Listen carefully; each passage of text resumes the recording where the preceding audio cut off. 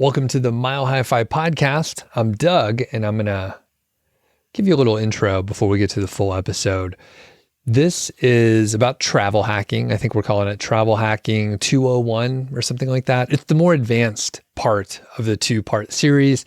So if you missed the first one, it's probably a good idea to check that one out. So it's the one I published last week. It should be the last couple episodes or so. So you should be able to check it out. And we're going to go over basically like the advanced topics this time. So I'm not a big travel hacker type person. It's fine. I earn some points here and there, but I don't obsess over it too much. But I learned a lot from Kristen in like many things. Basically, if you start at the 101, the basic level, you can slowly get better at it and add complexity. And that's kind of where I'm at. Like I do see the value in doing this and earning the points and redeeming them. I don't want to burn too much time on it, but there's a lot of different levels that, people can do. I mentioned last time, number one, that Kristen is the expert. So Kristen Knapp, she's been on the show several times, and basically she did all the preparation because she knows this stuff. And I just showed up and asked questions and helped, move it along. But if you want to say thanks to Kristen, she does have like her referral links for various credit cards. I am going to use one myself and basically open, I think I'm going to do the Chase Sapphire. I'm not sure which one I'm going to get, but I'll do the Chase Sapphire. I think I'll get the highest one because I believe we'll be able to use many of the benefits and, do the research, but we'll be able to use the benefits. I mentioned last week during Doug's story time, which is what these intros are, that I had a little bit of, some trouble, some hoops that I had to jump through to transfer points. So if you don't like Doug's story time, like a few of you have mentioned to me, then you could skip it. That's cool. But I'm telling you, this one's a pretty decent one. So I had my name on my Hyatt account written in a certain way, like say it's Doug versus Douglas, right? So I was in there on Hyatt as Doug Cunnington, and I needed to transfer points from my Chase account, which, we talk about this in the episodes, and like you could transfer points from Chase over to other entities. And that's one of the big values with Chase. I think you could maybe do it with other cards, but I don't know. But the point is you can move some points from Chase to other places. Hyatt is one of the best places that you can do that. So I was thinking, hey, I'm going to get this hotel, which eventually I did, but I tried to link up my Chase rewards points over here. And then I tried to link that over to Hyatt, and they connected, but then they said, oh, we can't accept these points. I think there's a name mismatch. They weren't very specific, but I was like, I bet it's the name because they're different. So I went to Hyatt and I was like, okay, I'm going to figure out how to change the name on the account, and then I should be good to go, or at least we're troubleshooting and getting closer to a solution. And it turns out it's a little bit harder. You can't just call up and say, hey, I'm going to change my name on the account. You have to provide documentation, like a marriage certificate, or you're going to change your name, or some official documentation that you're changing the name to something that is official and you're not just making shit up, right? So I was like, well, I don't fit in those areas. I just typed my name in wrong, or whatever the case may be, right? So it turns out you can email them. And I have done things like this before. So I knew I need to send them a copy of my license.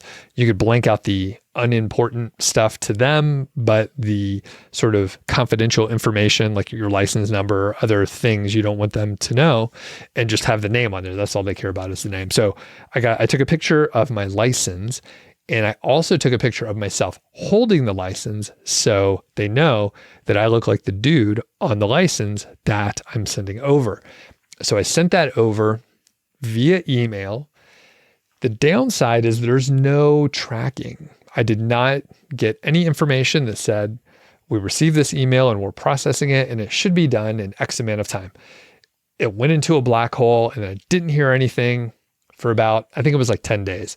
It wasn't that long. So I was fairly happy with it. I planned far enough ahead. So it was no big deal. They changed the name. I logged into my Chase account And then I transferred the points over. I transferred like 3,000 or 4,000 points. And then I was able to get the hotel at a Hyatt for just the points, which was great. So it worked. Like I said in the previous episode, I'm already using stuff here that we've learned from the episodes. I'm opening up a Chase Sapphire and I have a big purchase coming up. So I will go ahead and use that card. It'll be $3,000 or $4,000. So right away, I'll get the bonus because I will hit that very quickly right after I get the card, and I'll be able to get the 60,000 point bonus as whatever it is right now. I think it's 60,000 points. Sometimes it goes up and down or whatever. So anyway, you can use these things and I'll have a bunch of points out there. Now, before we get to the episode, I want to thank GhostBed, our friendly sponsor, and they specialize in kind of the cool technology, cool being temperature cool. I'm a hot sleeper, and the GhostBed Luxe works great for me. So if you want to save 50% site-wide, you could head over to ghostbed.com/milehighfi. They have a 101 night at-home sleep trial. They have a full range of products like adjustable bases, bedding, pillows, anything you need to sleep better. So thanks to GhostBed out there. And if you're going to Economy, Rich is going to be there. He's our friend from GhostBed. He was at Economy last year in 2024. Got to hang out with him. If you have any questions about beds, you could ask him, but he's also just a cool guy. So you could go and chat with him, and he's not going to try to sell you a mattress there or anything like that. He's just a nice dude. It's fun to hang out with. And I think just before we send it to the episode, if you haven't left a review somewhere, it would be very helpful. And it helps other people have confidence to listen to the show. There's a handful of kind of negative reviews out there too. And I love all feedback, but most of the feedback that is negative that I get is around cussing, which is kind of funny because I don't know, a lot of people cuss in normal life. I understand if your kids are in the car or whatever, but they say we sound stupid if we cuss, which I don't know. Maybe that's true. It's like a crutch, like when we don't know a better word to say. I'm not really sure. Anyway, if you want to leave a review, you can leave an honest one. If you like the show or if you don't like the show, it's totally cool. It's great to get any feedback, any kind of interaction with you. But if you leave 5 stars, that's better overall. Okay, we'll send it to the show. We'll catch you next time. Yeah, if you're going to Economy, I'll see you there too.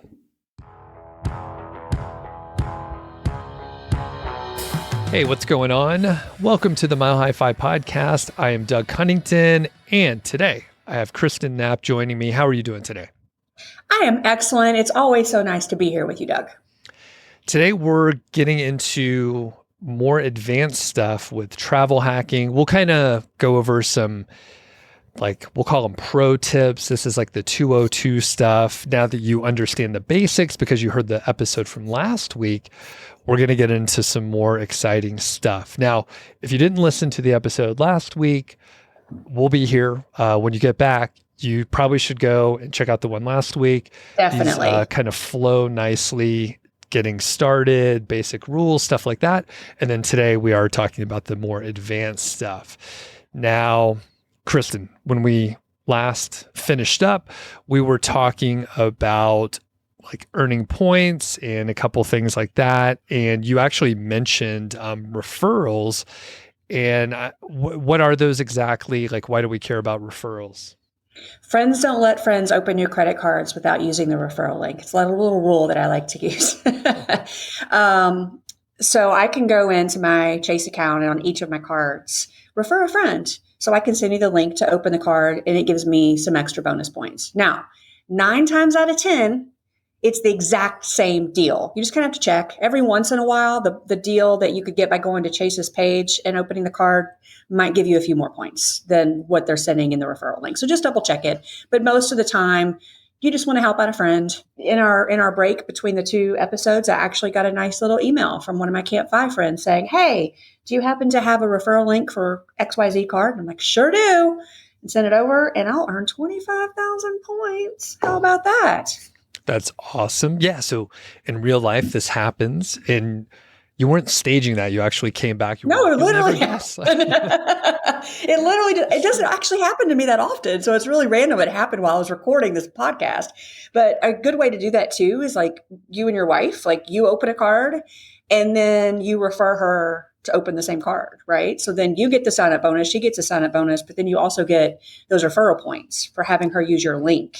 And the referral points can be, anywhere from 5,000 points to 25,000 points, depending on the card. Not every card does this. Citibank doesn't do this. At least they don't right now. But Chase does, Capital One does, Amex does. So as smart as these companies are, they're stupid enough to let spouses get referral. Sure. How is that? How is that one allowed? Listen, here's the deal. At the end of the day, we're an anomaly. We pay off our credit cards in full every month. The majority of Americans do not do this. The credit card companies make tons of money on these people.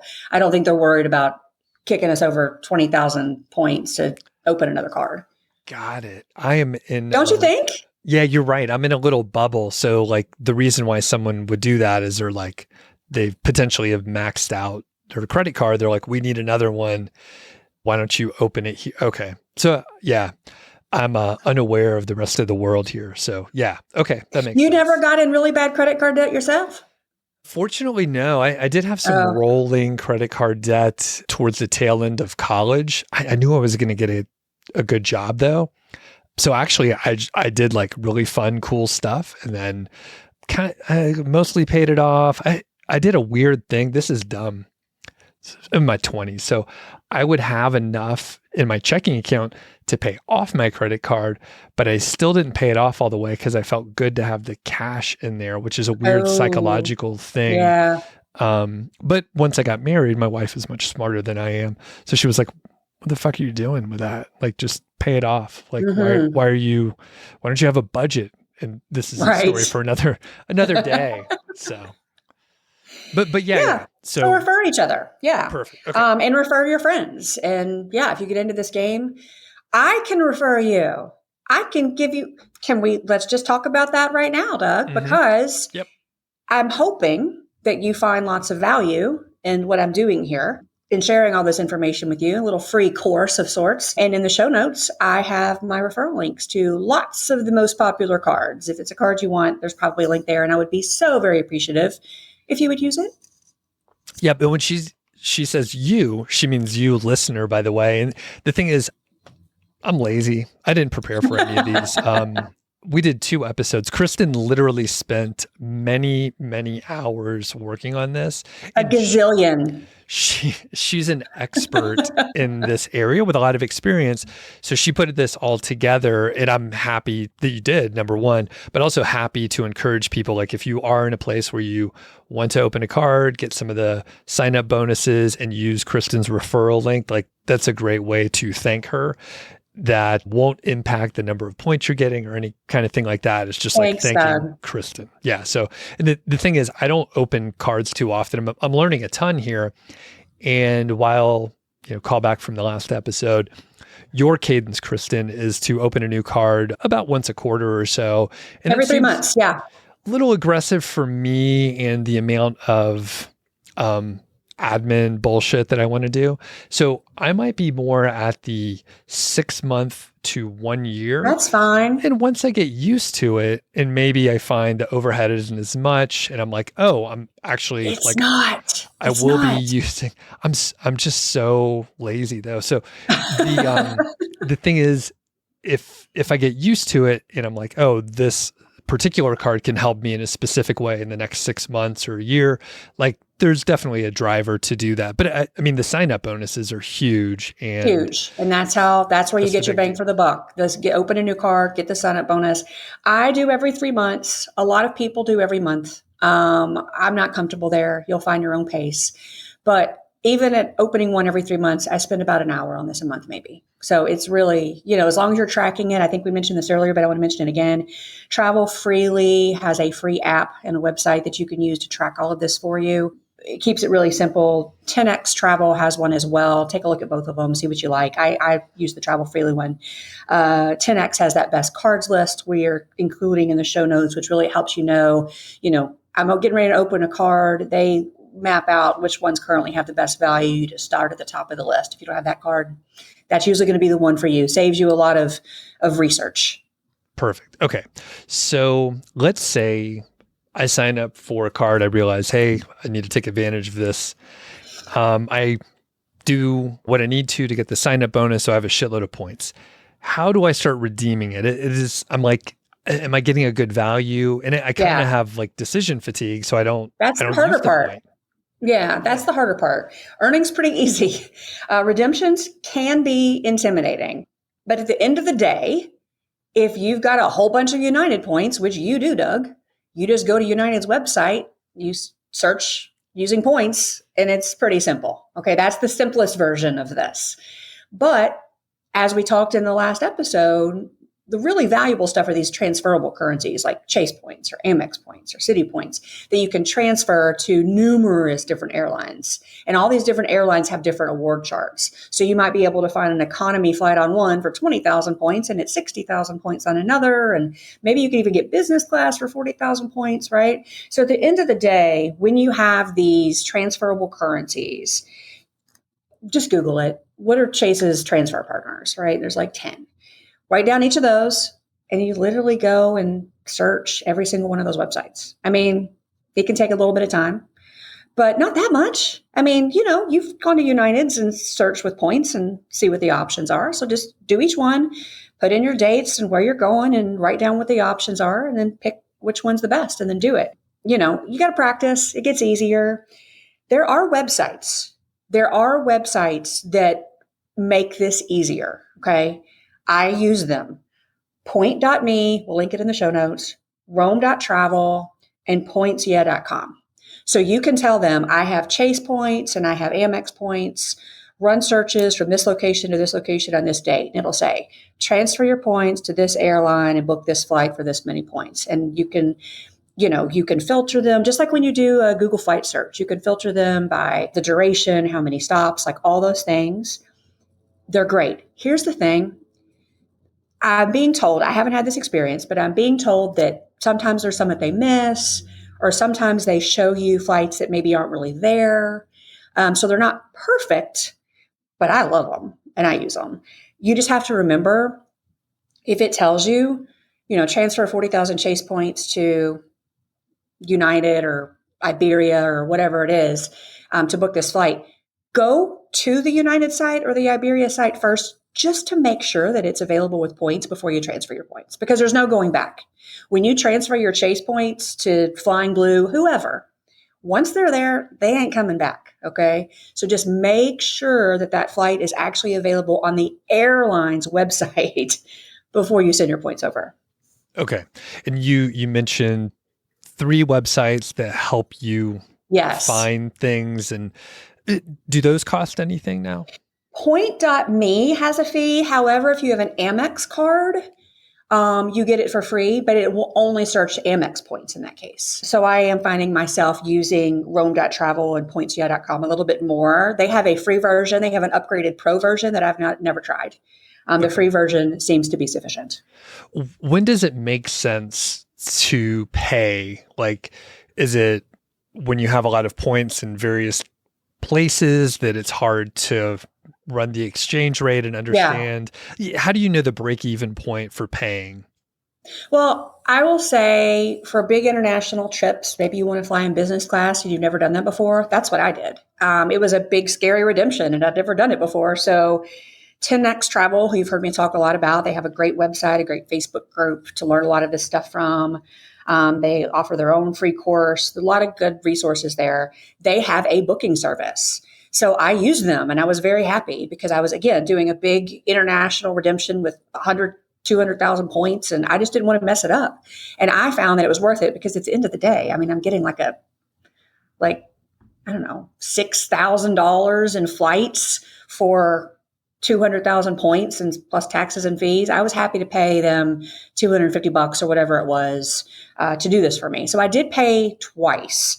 It was sort of my early stages of really learning how to do these bigger redemptions. And I was just more comfortable paying somebody. Now I don't do that anymore because I'm comfortable with it. Okay. So after you saw what they booked for you, you were like, I understand. I can do that. Correct. what a good value is? Okay. Mhm. Gotcha. And you did it twice, and like the math was easy because it was like such a big redemption, number one, in points, but then the value of the flight, you were like, clearly I feel comfortable like paying $250 to have someone just make sure I didn't totally miss something, right? Yes. I didn't want to mess up. I was so scared of messing up. But once you do a few, and then you're like, okay, I got this. Okay. That makes sense. All right. So there is often a free version that you can use on the websites. Sometimes you could upgrade, and you could also have sort of like a concierge type service where someone's like, Mm-hmm. I see what you have. I understand what you want to do. Do they Right. actually talk to you? If I remember correctly, I put in what I wanted on the internet, told them, but then there were phone conversations. Yeah. And they would tell me the options, and I was like, I don't like that. I'd like to leave a little earlier. I don't want to connect through that airport, whatever. And then we fine tuned it, and then they walked me through the booking. Got it. Perfect. Okay, cool. So one thing that you need to know, don't go to like Google Flights and be like, what's the best flight? And then try to find that flight free. You're wasting your time because not every flight is available on points. Okay.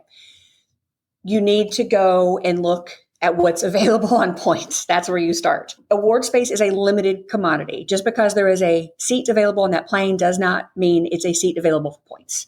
Southwest does that. They're the only airline that does that. Okay.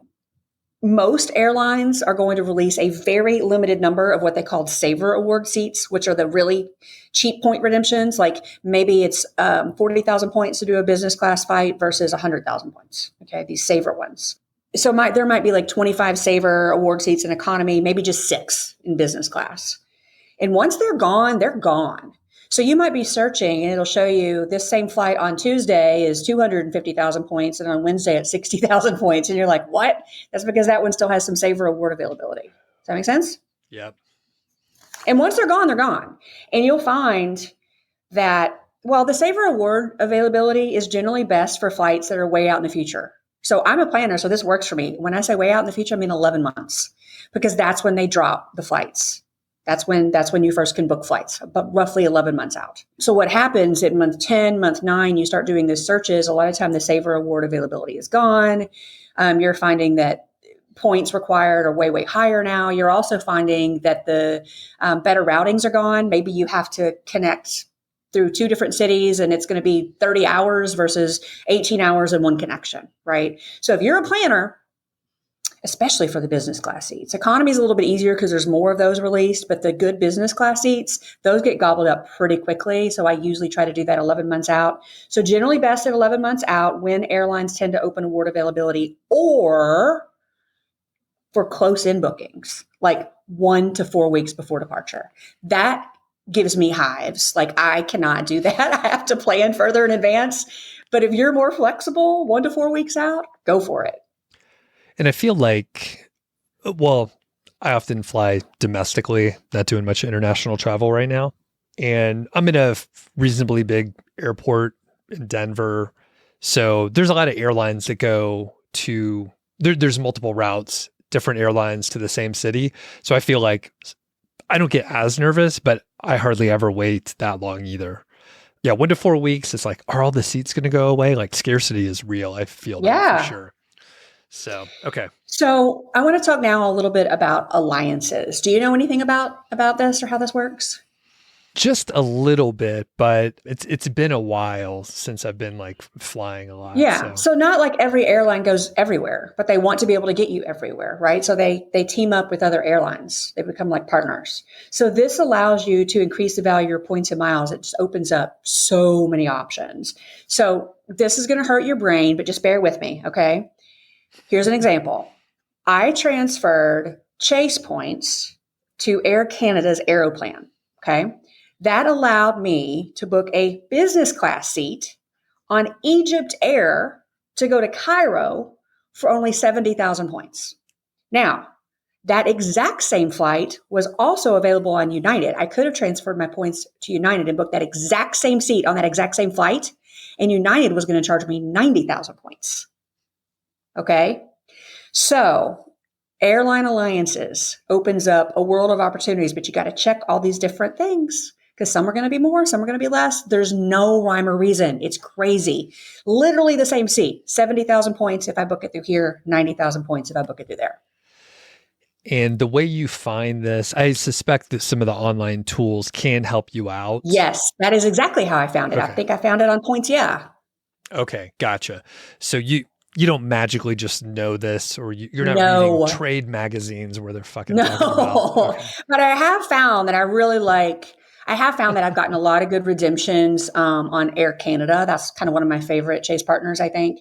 And lately, I've been using Flying Blue a little bit more. But there's so many of these transfer partners. Yeah, I just find for me to keep it simple, to use some of these websites I was talking about. Again, they might miss some. They might show you what we call some phantom space. So always double check the airline's website just to make sure that that flight is available with points before you send your points over there. Just double check everything. Another example, I transferred points, also Air Canada, and was able to book business class to Frankfurt, Germany on Lufthansa. So, these guys are all partners. So yeah, it's crazy. Like I'll book on this website, but I end up flying on a totally different airline. Got it. Okay. It's funny. When you said, hey, this is really going to scramble your brain or whatever. Is your brain scrambled? Well, at first, it is a little bit. All right. So good on you for recognizing that. But when you said it, I was like, you know what? I'm fine. I'm a smart guy. I should be able to follow this. And I do. But this, I have to tell you, this is the point in which the point game loses me as far as the interest level. Cause I'm like, okay, I gotta transfer my Chick-fil-A points to Taco Bell. and then from there, the Taco Bell points, they're worth a lot more. And then I can get it over to fucking British Airways. I promise. Just use the website to give you an idea, and then just go and make sure that it's there. The transfer from Chase or whatever it is to whatever airline, usually it's instantaneous. Usually, I mean, I can do this in 10 minutes. I promise. I will say I did have a bit of a realization, because you've gone through this nice and slow for my brain. So what I observe here is there's a couple layers, and we did divide the episodes up, right? So when someone hears you have like 20 credit cards and you have to be going for these sign up bonuses, and like you have to have an evaluation of each card each year, and you have 20 of them. So you're doing this like 20 times a year. You're like, that's a lot. That's a lot of overhead. However, you can layer this on, and this is the way people learn things all the time. So the first layer is like, okay, I identify a card that I want to give this a shot, and I want to make sure that I hit the sign up bonus, and I want to understand how I could transfer, say, Chase points to Hyatt so I can get a hotel stay. So like, that's simple, but it's when I hear all of this all together, and then we hear like, okay, all you have to do is move your Chase points to, like I said, Taco Bell, and then you go from Taco Bell to Chick-fil-A, where, we have a ton of points. You like Chick-fil-A, right? Not sponsored. I love, yeah. No, look, at the end of the day, that Cairo one I told you about, the transferring my Chase points to Air Canada is like one click. Okay. And then I just go to Air Canada's website, and it gives you all the options. It's not like I have to, they're a partner with Egypt Air. So Egypt Air flight shows up on their website. So all I got to do is go to Air Canada, find it, and then book it. The points are in there. I mean, it's really not, it sounds crazy when I say it, but in, actually doing it, I promise. Got it. Okay. And I think, again, the way we're covering this is good. There's layers to it. So once you're comfortable with the sort of foundational layer of earning the points, then you could be more sophisticated when you're redeeming it. And this is the part where I'm like, okay, I'm becoming more familiar with it. And I see, I'm not booking international flights all the time. And that's primarily where these kind of great deals come in, especially, this number of points and the distance and the advantage you get for having business class. Okay. So I'm with you. It did make my head explode, but it got a little warm there for a second. Good. Okay. Let's talk about business cards. This is something that I've resisted for a very long time. It basically doubles your ability to earn points. Okay. A lot of these business cards have really big sign-up bonuses, bigger than the not business cards. You do not have to have a formal LLC. don't need a business physical location. Business cards have absolutely zero connection to taxes. I think people think I can only put on my business card what I'm going to write off on my taxes. No, Chase is not the IRS. They don't report to the IRS. Okay. If you are engaging in any activity with the intent of making a profit, you can apply for these business cards as a sole proprietor. You don't actually have to make a profit. Okay. So people have said to me for years, they're like, if you sell something on Facebook Marketplace, you have a business and you can open one of these cards. And I know tons of people that have done it and they use their cards and it's fine. It just, I don't know. I was having a hard time getting past it. It just felt weird to me, but I do know all these people that do it. They do. They're like, all I do is sell stuff on Facebook Marketplace once a year. And I call it my business and put myself in as a sole proprietor, and Chase gives me a card. And I do think it says in the terms and conditions, you're supposed to use it for business expenses only. But I mean, I think everybody I know that has these business cards also uses it for some of the personal expenses. I mean, okay. Chase is pretty busy. I don't think they have a ton of time to go over every single person's credit card statement by line item to see what you're doing. I'm not saying to do it or not do it. I'm just telling you what is. They're just happy you're spending money and stuff. Probably. They're happy you're spending money. So side hustles, rental properties, consulting, again, selling things online, writing a blog, doing a podcast, all these things count. So when I started Five Friends Travel, I finally got my first business card. So I officially have a business card now. Got it. Okay. Yeah. And I just pulled up Chase business cards where they have a list. And I think the one that I got when I started, like I have an ink. So I have a $750 cash back. You have to hit $6,000 in 3 months, which is totally, I mean, depending on what you're doing, that's totally fine. There's others with a 90,000 point bonus. I also have a United Chase card, and I think I got 180,000 points, which is like a pretty killer bonus. The sort of, I think standard one is 75,000 points, but I spent a lot more. So I got like an additional bonus on top of that. So, and there are multiple Chase inks, and you can get like all of them, and you can get more than people have. Will have like 3 inks. It's crazy. So the thing about the business cards is apparently instant approvals on those are pretty rare. Those are much more common on the consumer ones where you can get an instant approval. So don't freak out. It sometimes takes, 2 to 4 weeks before you hear back on those. And again, this does not affect your taxes. That's sort of a myth. And then the points go into your personal account, not like you apply as a sole proprietor. So you use your name and then it goes into your personal account, your points. Okay. Now, something you should know, you do get a credit inquiry on your credit report when you apply, but the business cards themselves don't show up on your credit report. So it's not like it doesn't see that you have a new card. And here's where this gets important. Are you familiar? Have you heard this Chase 524 thing before? Do you know about this? Yes, I have. Yep. What is it though? So it's the Chase 524 rule. Also, people just say 524. It's an unwritten rule, but we all know it. It basically states that anybody who's opened 5 or more personal credit cards with any bank, like a Lowe's card, whatever, with any bank, in the last 24 months is not going to get approved for a new card with Chase. Okay. 5 and 24 months. I track this. Again, you gotta get these dates right. I put every new card I get into my Travel Freely app, which is free, and it keeps track of my 524 status. So I know if I'm below 524, like when a card drops off because it's been 2 years or whatever, now I'm 424. Okay, I can open another Chase card now. So it tracks all of that for me. Maybe you're good at spreadsheets. I like the Travel Freely app. Do you, right?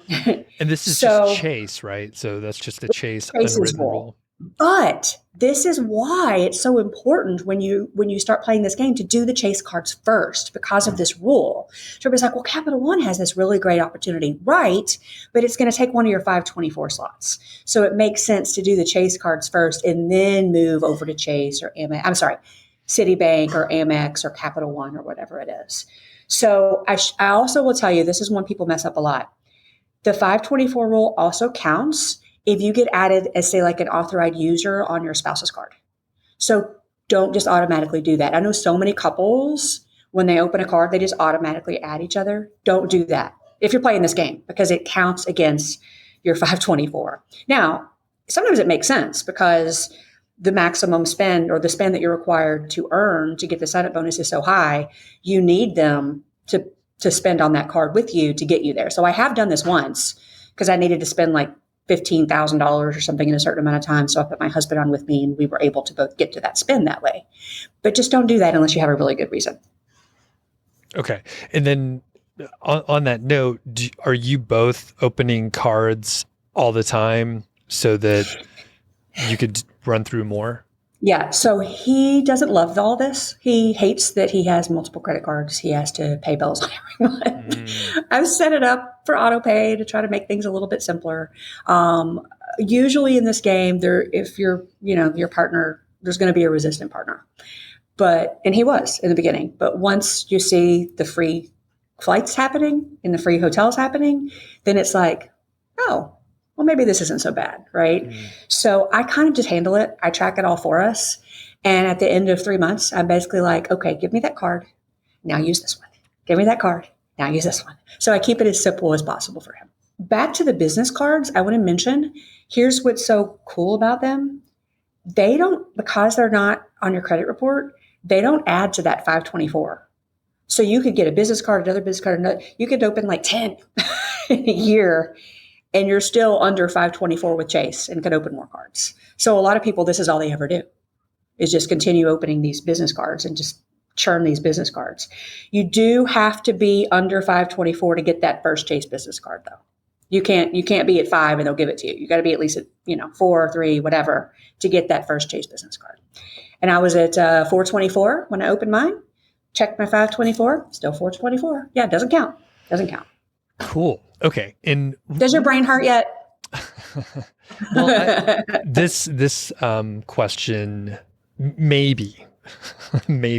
So you have your normal spending. So you prefaced with this, like you have your normal spending. You're not buying things to hit your sign up bonus limit or anything like that. So your spending is normal.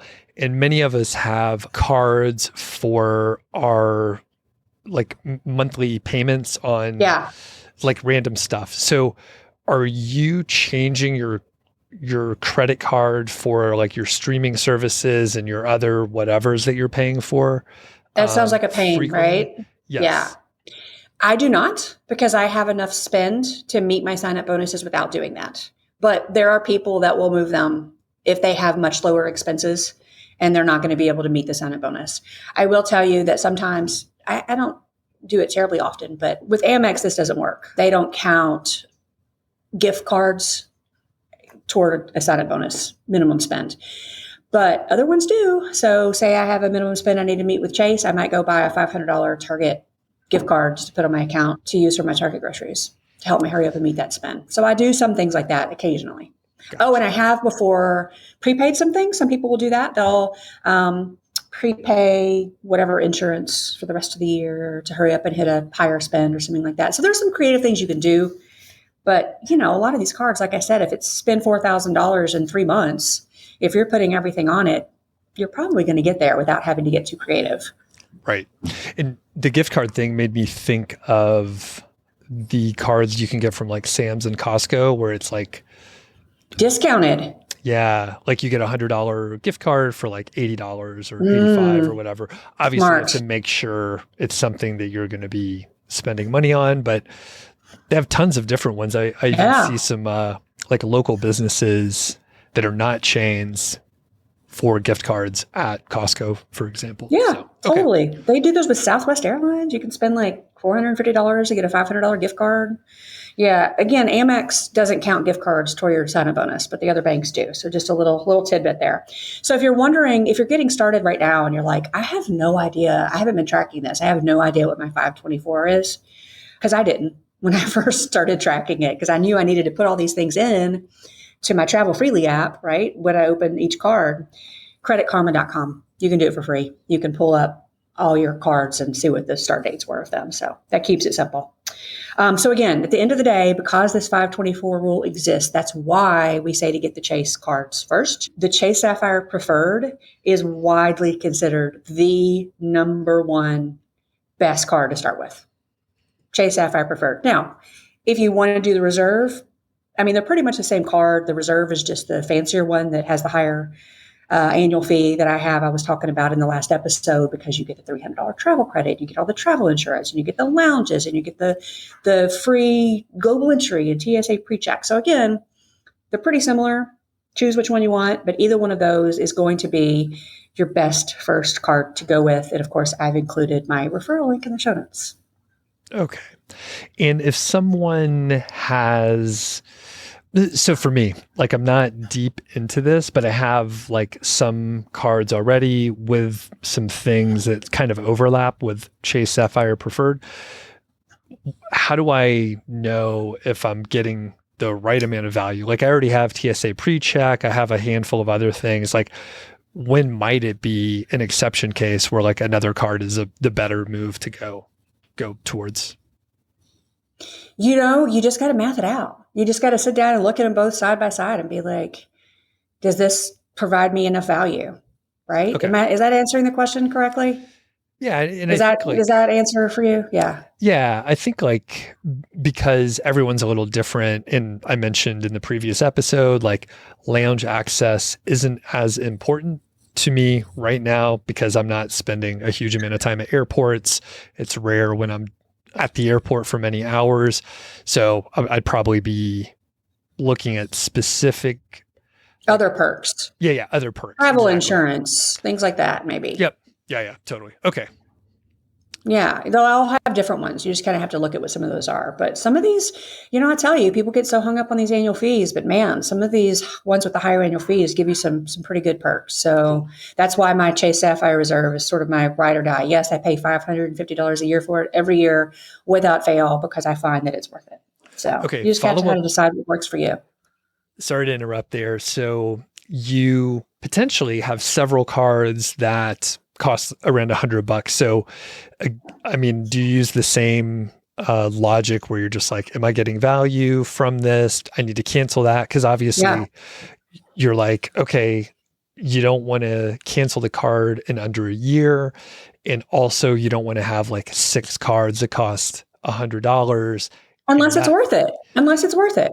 But there's so much true, unless it's worth it. But I think you have to look close because there's a lot of overlap. So if you're like getting the thing that you want, you're getting the perk with a $550, you don't need like 3 other cards where you get the same perk for $100. I do have like 2 different cards that both give me priority pass lounges, and I really only need one. But I like the perks of both of the cards, and I feel like it offsets it for me enough. So you just have to decide. The first year, it's easy because you get the big sign-up bonus, so that justifies it. But in year 2, when that annual fee comes due, you just have to look and be like, does it make sense for me to keep this? And then make your decision. And I would encourage you to review what we talked about in the first episode about how long to decide and what would be the process. Because there might be a downgrade option as opposed to closing it. Right. Perfect. Okay. That sounds good. So let's talk about these sign-up bonuses, because I don't think people understand that you can get a sign-up bonus again and again on the same card. So for many bank credit cards, if you open a card, you earn the sign-up bonus. If you wait 24 months since you've received that sign-up bonus, you can get it again. Now you have to close the card, reopen it, or downgrade the card and reopen it, but you can get it again. Now, a lot of banks, it's 24 months since you received the sign-up bonus. The Chase Sapphire cards are 48 months. It depends on the card. Amex, there's quite a few Amex cards that have what's called lifetime language and says you can only get the bonus on that card once per lifetime. They're the anomaly. Most banks, it's 24 to 48 months. Like, how am I going to track this? The Travel Freely app, the 10X app. You put in when you got the card, you have all the dates there. Don't get bitten like I did when I opened a card. They're like, oh no, you hit the minimum spend, but you don't get the sign-up bonus because you got your last sign-up bonus 22 months ago. Because I wasn't tracking very well at that time. Yeah, you can get them over and over. Let's talk about what's widely called the player 2 strategy, or the P2 strategy in this game. If you have a partner, you basically can like double all of these points that you're earning. So one opens the card, just like you would open a card. Then you send your referral link to your wife. You get a whole bunch of extra points for doing that. And then she gets the sign-up bonus. I mean, it's amazing how many points you can earn so very quickly. And then wait 1 month, 3 months, 6 months, whatever you're comfortable with, rinse and repeat. Now move on to card number 2. Again, don't put each other as authorized users because that counts against your 524 unless you absolutely have to get to your spend. A lot of these loyalty programs will let you combine your points. So like Chase, my husband and I, he can move all his Chase points over to my account. I had to call originally to get that set up, but now that it's set up in my system, I just click a button and it moves all his points over. But even if they didn't, see, not all banks do this. Even if they didn't, it's not a big deal because I think people think, well, the two of us are flying round trip to wherever, and that's going to cost 200,000 points, but I have 100 and they have 100. What do we do? Well, book the outbound for both of you on one person's account, book the inbound for both of you on the other person's account. As a matter of fact, when you're playing this game, you're probably going to find that you're going to want to do two one-ways anyway, because you might find that the better deal on your points redemptions is using, Chase points on United outbound and I don't know, maybe Amex points on whatever other airline on the way back. So that's kind of two little points there, but check one ways. And then, one person could do one way, one person could do the other. So don't worry about that combination thing. You could do your round trip. They could do their round trip. And then you can message the airline and have them like combine your reservation. I find the other way easier though, but whatever you're comfortable with. Okay, perfect. That makes sense. So you could earn twice as many points and be creative when you're booking the flights and all that stuff. Okay, so let's talk about the Southwest Companion Pass. Have you ever had this before? No. So this is kind of one of the holy grails if you have Southwest at your home airport, which I do. I don't have one right now, but I had one last year. Basically, the way that it works is whatever flight you book, you can put your companion on for free. And then if you have points, you're using your points for free, and then they come on. It's amazing what you can do. They just announced very recently that you're going to be able to start using Southwest to fly to Europe. Did you hear this? I did. Yeah. I talked to someone recently who's a big Southwest proponent and expert. Yep. So exciting. Yeah. So the way that it works, this is a really lucrative points and miles strategy here. And if you say you earn the companion pass in January of this year, you get it for all the rest of this year and the following year. So you got to be strategic about it. You don't really want to earn it in like November or December, because then you just get it for the rest of this year and all next year, right? I know it gets kind of crazy, but earning one requires that you earn 135,000 points in the same calendar year. So you're like, well, how in the hell am I going to get 135,000 points? The strategy for most is you open the Southwest business card and the Southwest personal card. Okay. So you earn the points in the same calendar year, and then you try to time it such that the bonus posts early in the calendar year, January, February, March. So then you have it for all of that year and the following year. And honestly, you could probably Google best strategies to earn the Southwest companion points and a companion pass and get some more details on that. But that's sort of the large overview. I don't want to get too much in the weeds on that one. Okay. Got it. Yep. People love the companion pass. I'm not the places that I've been flying generally, like Southwest is not the best option for me. And it's been fine like the 2 or 3 times I've been on there. But yeah, in our community, people freaking love Southwest. I love it. That's really, I think we've kind of hit all of the high things. I hope I didn't fry anybody's brain. I promise it's not as hard as it sounds. If you track it, these apps, they really take a lot of the thought out of it for you by telling you what's the next best card, what's your 524 right now. It'll even give you tips. Like I know on my Travel Freely app, I look at my card. If I'm thinking about closing it, I can click on some of the tips and tricks, and it'll be like, there is a no annual fee version of this card. You might want to think about downgrading, and don't forget about all of these additional perks. And it's all right there, and it just makes it so much easier. You covered so much, and we will put very detailed show notes so people can like go look a little bit more closely for certain things. You put together great notes, so we'll make sure that's out there. So I do have a couple follow-up questions before we finish up. We'll go like a level up here. So when does someone know they have a problem with this and they're like doing too much, What's the problem? It's like it's not a problem. You're neglecting your family and friends. Oh, come on. No, the problem is I've earned 1 million miles this year. That's not a problem. Listen, if you love it, there are some of us that love optimizing and love getting something for free. And I am one of those people. And I have found my comfort level. There are people that put a lot more effort into this and do some, could be a little sketchy, manufactured spins, some things. I mean, there's all sorts of groups that do some of these things. I don't go that deep. Find your level that you're comfortable. But I mean, I don't think I know anybody that does so much they neglect their family. Silly. Okay. So potentially, I mean, you did answer the question. Like, if people are spending on stuff that they normally wouldn't just to hit bonuses, like that's not a good idea. Like, once or twice, but like if you're consistently doing that, perhaps that defeats the whole point. Again, too far. Yeah, you're paying in full every month, so you don't get the high interest charges, right? Because that totally defeats the purpose. And if you're spending money you weren't going to spend anyway, that kind of also defeats the purpose. I mean, the whole idea is being strategic about where you put your spend so you get these bonuses, right? And if you have to put your spouse on as an authorized user to help you get to the spend, but again, most of these cards, it's spend 3 to 4K in 3 months. And if you're putting, the majority of your expenses on there, I mean, groceries are kind of expensive, Doug. I don't know if you looked lately, but that stuff adds up. They are very expensive. Yeah. Okay. And then the other, I think the fire community is like had a bit of a shift. Like there was a time where people were like ultra frugal and people were a little more freely spending. And there was certainly a time, even sort of the last few years when I kind of got involved, where people were judging. The frugal folks were judging other people for spending more. Yeah. Perhaps on like, you know what? Anything. Like people value different things and that's totally valid. Some people enjoy cars, other people don't. And there was some judgment going on. So my question is, I love like counter cultures and like small subsets of people that are super into stuff. And this travel hacking area is one of those.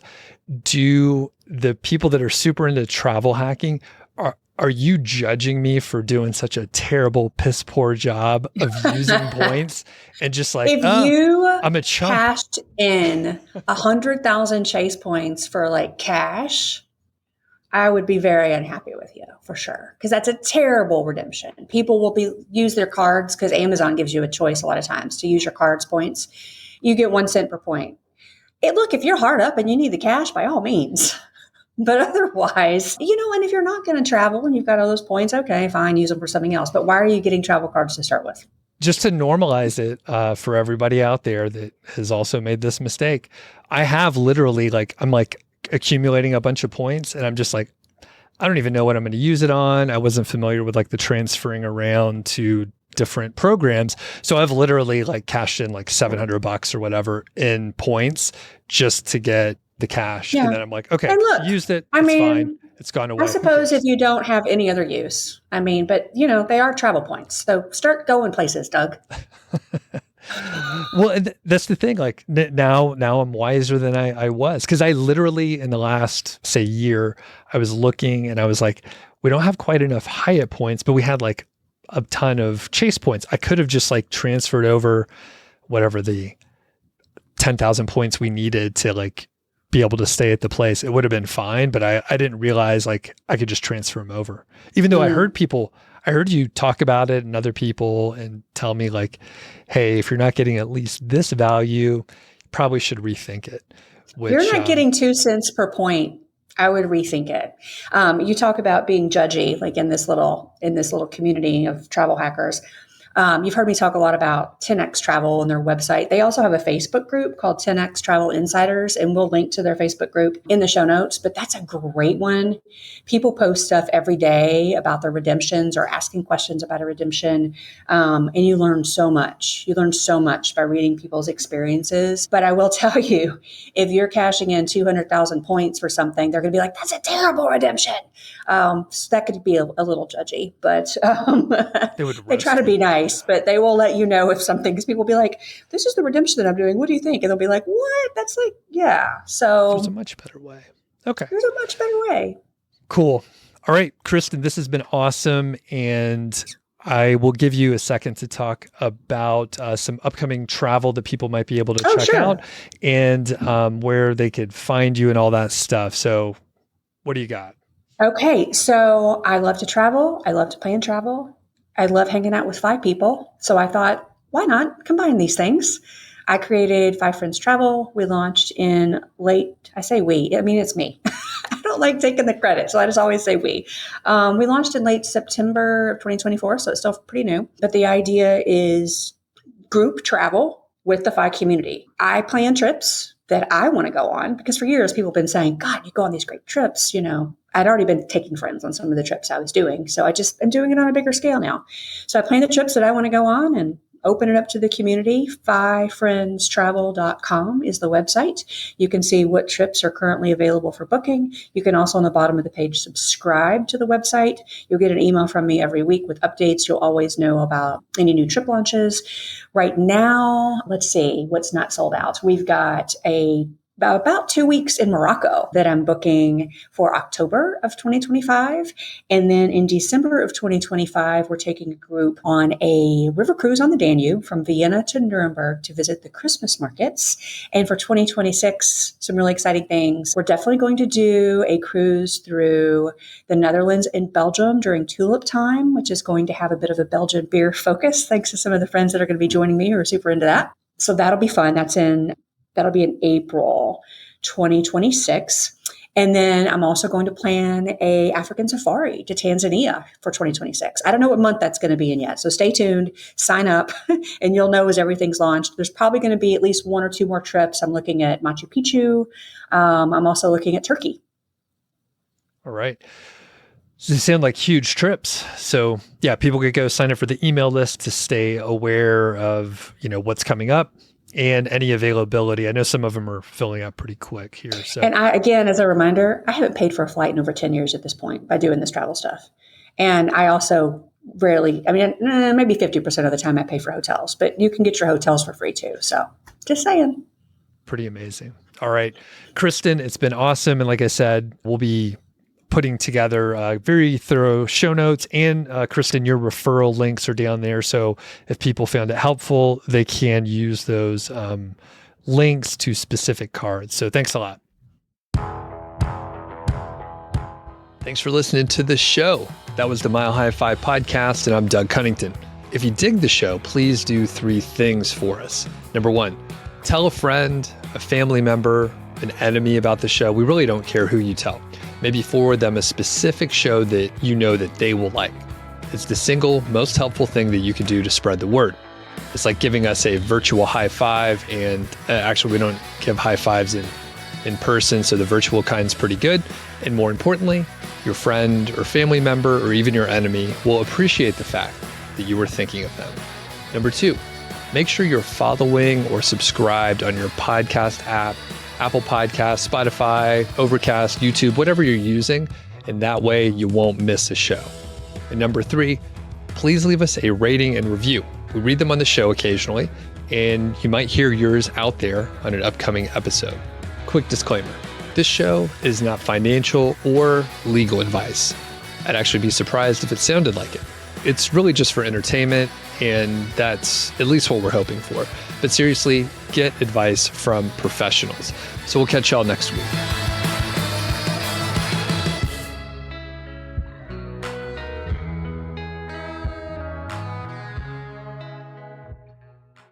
So I know that you went to the Camp FI in January, Florida. Yeah. In Florida, right? So nice and warm. It was actually very, very cold. It's been cold here. It's very cold here right now in Colorado.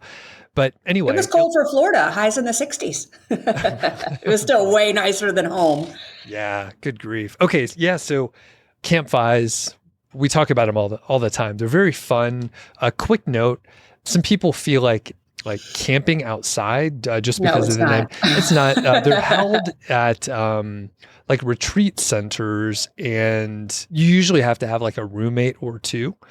Usually just one roommate, but everyone's cool. You're not sleeping in tents. But anyway, How was Camp FI down there? It was amazing. So there was a huge snowstorm that went on in St. Louis while I was gone that I got to miss, which was awesome. I hadn't been to the Florida one before, and I had a lot of people say that they really liked that one. And I enjoyed it. I mean, the weather was great because, it's January. It's great to get out of winter in the Midwest. It was sunny in the 60s every day. There's opportunities to go out and canoe and kayak and hike. And, people, as always, are lovely, and it's a good time. What percentage of people were new and had never been to a Camp FI? Maybe a quarter to a third. Okay, so a lot of people you knew. Basis. Actually, I'm really excited because there was a couple there that live not too far from St. Louis. They live in Springfield, Illinois. So they're actually going to try to start coming to some of our St. Louis Choose FI meetups. So that's really fun. We actually have an event coming up this Thursday, and he's already mentioned me and is like, I'll see you there. So that's fun. New friends. Very cool. Yeah. People should check out the Camp FIs. Now, one thing that, number one, I didn't realize there was a snowstorm in St. Louis. It was huge. Frame. I hardly watch the weather where I live, so I'm not watching it for other places, except when you're on. When you're on, I watch all the time. But aside from that, there was some travel issues. Can you talk about the journey back home? It took me 50 hours in transit to get home. Not 15, 50.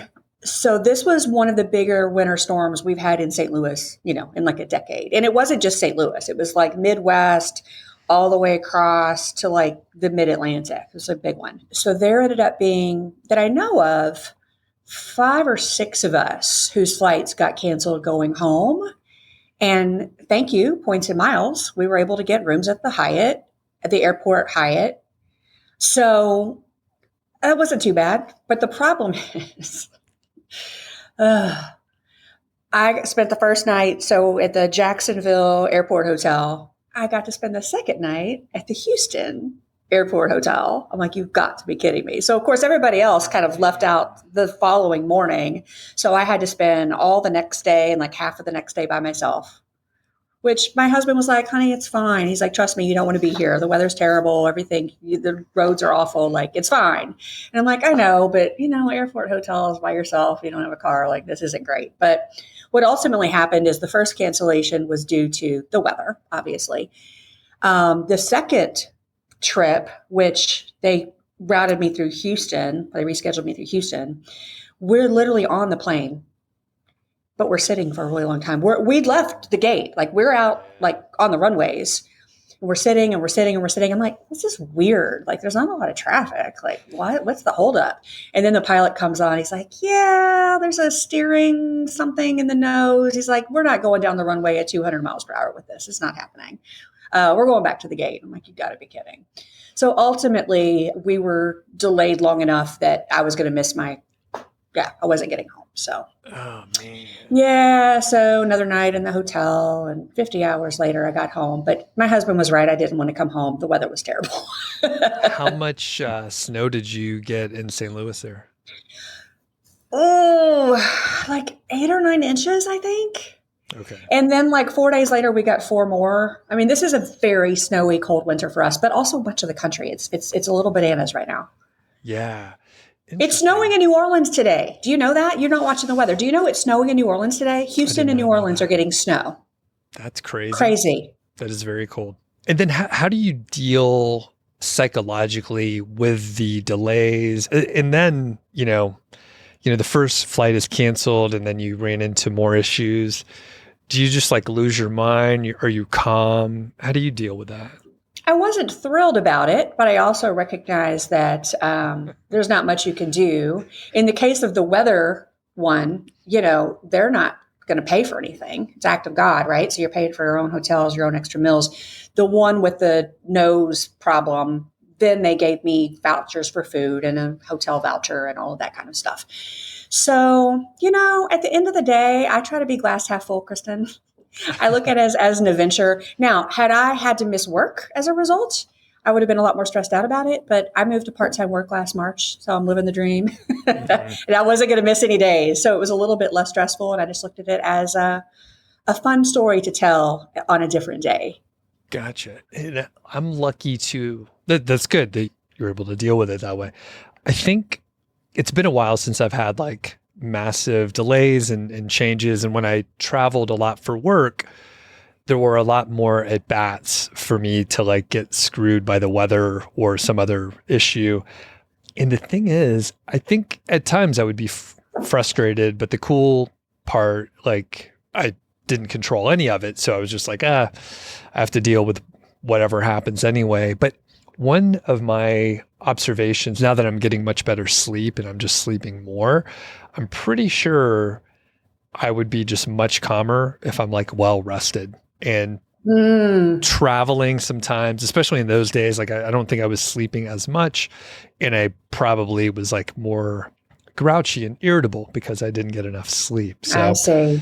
I think that has a lot to do I got with plenty of sleep. When you're stuck at an airport hotel and you have nothing to do and no car and all your friends have left, I got it, because you don't sleep a whole lot at campfire. I got caught up on sleep. Perfect. That's great.